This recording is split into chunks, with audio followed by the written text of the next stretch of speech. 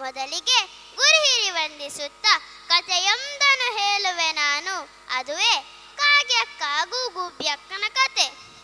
ಒಂದಾನೊಂದು ಕಾಲದಲ್ಲಿ ಕಾಗೆ ಹಾಗೂ ಗುಬ್ಬಚ್ಚಿ ಅಕ್ಕಪಕ್ಕದ ಮರದಲ್ಲಿ ಗೂಡು ಕಟ್ಟಿ ಸ್ನೇಹಿತರಾಗಿದ್ದರು.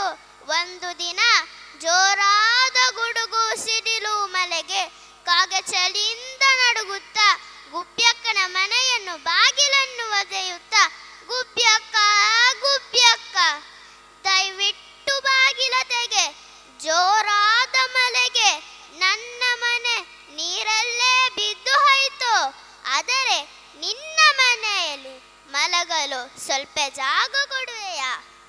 ಇದನ್ನು ಕೇಳಿದ್ದ ಗುಬ್ಬಚ್ಚಿಯ ಮನಸ್ಸು ಕರಗಿತು. ಅದು ತಕ್ಷಣವೇ ಹಾರಿ ಬಂದು ಬಾಗಿಲನ್ನು ತೆಗೆದು, ಬಾ ಕಾಗ್ಯಕ್ಕ, ಒಳಗೆ ಬಾ. ನನ್ನ ಮರಿಗಳು ತೊಟ್ಟಿಲಲ್ಲಿ ಮಲಗಿದ್ದಾರೆ. ನಾನು ನೀನು ಇಲ್ಲೇ ಮಲಗೋಣ, ಬೇಸರ ಪಡಬೇಡ ಎಂದು ಮಲಗಲು ಜಾಗ ಕೊಟ್ಟಿತು. ಮರುದಿನ ಬೆಳಗ್ಗೆನೆ ಜಾವ ಗುಬ್ಬಚ್ಚಿ ಎದ್ದು ನೋಡಿದಾಗ ಕಾಗೆಯಲ್ಲಿರಲಿಲ್ಲ. ಕಾಗ್ಯಕ್ಕ, ಓ ಕಾಗ್ಯಕ್ಕ ಎಲ್ಲಿದ್ದೀಯಾ? ಕಾಗ್ಯಕ್ಕ, ಓ ಕಾಗ್ಯಕ್ಕ ಎಲ್ಲಿದ್ದೀಯಾ ಎಂದು ಮನೆಯೆಲ್ಲ ಹುಡುಕಿದಾಗ ಸಣ್ಣ ಮರಿಗಳ ರೆಕ್ಕೆ ಪೊಕ್ಕಗಳು ನೆಲದಲ್ಲಿ ಬಿದ್ದಿನನ್ನು ಕಂಡ ಗುಬ್ಬಚ್ಚಿ, ಛೇ, ಎಂತ ದುಷ್ಟ ಕಾಗ್ಯಕ್ಕ, ನನ್ನ ಮನೆಯಲ್ಲಿ ಮಲಗಲು ಜಾಗ ಕೊಟ್ಟಿದ್ದಕ್ಕೆ ನನ್ನ ಮರಿಗಳನ್ನೇ ತಿಂದು ಹಾಕಿತ್ತಲ್ಲ. ದುಃಖಪಟ್ಟೆ. ತಕ್ಷಣವೇ ಒಂದು ಉಪಾಯ ಬಂದಿತ್ತು. ಊರೆಲ್ಲ ಸುತ್ತಾಡಿ ಬಂದು ಕೆಂಪು ಮೆಣಸಿನಕಾಯನ್ನು ತಂದು ಅದನ್ನು ಉಂಡೆ ಮಾಡಿ ಹೊರಗಿಟ್ಟಿತ್ತು. ಊರೆಲ್ಲ ಸುತ್ತಾಡಿ ಬಂದ.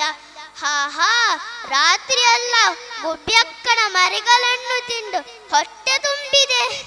ಈಗ ಗುಬ್ಯಕ್ಕ ಸಿಹಿಯಾದ ಕೆಂಪು ಉಂಡೆಗಳನ್ನು ಮಾಡಿದ್ದಾಳೆ.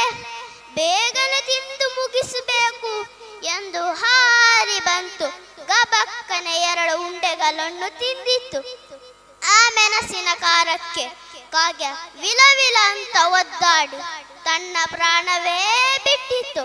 ಇದನ್ನೆಲ್ಲ ದೂರದಿಂದ ನೋಡುತ್ತಿರುವ ಗುಬ್ಯಕ್ಕ ದುಷ್ಟ ಕಾಗ್ಯಕ್ಕನಿಗೆ ತಕ್ಕ ಪಾಠ ಕಲಿಸಿದೆ ಎಂದು ಸಂತೋಷದಿಂದ ಪುರ್ರನೆ ಹಾರಿ ಹೋಯಿತು.